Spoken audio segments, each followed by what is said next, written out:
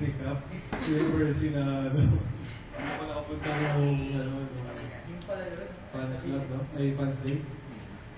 Ayun, nagpapasalamat ulit ako sa inyo. Sa mga second timers, Third timer na po kami. sa mga bago nating mga kasama. Ayun, natuwa ako kay Ate Mervy kasi nung nagdasal siya, alam ko kagad na malasali siya.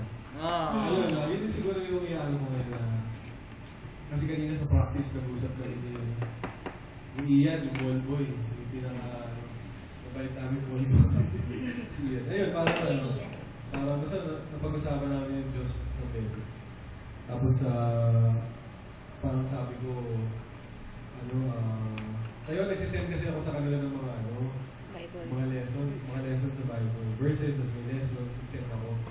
Tapos sabi ni Ian, thank you daw sa mga verses. Tapos sabi ko, parang nilalapit ko lang yung mga tao sa Diyos. Gusto ko rin, lumapit kayo sa Diyos. Yun lang. Kasi, kapag usapan namin ni Ian, kasi darating yung time na hanapin ko rin siya eh.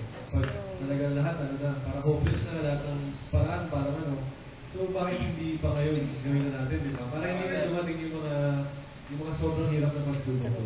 Saka yun, swerte talaga yun. Ayun, thank you talaga. Sobrang blessed ako na nandito kayo na yun, kung kahit di ako naglalaro, hindi kayo bumiti, wala si Cap. Dati pa si Cap eh. Kahit nung rookie year pa.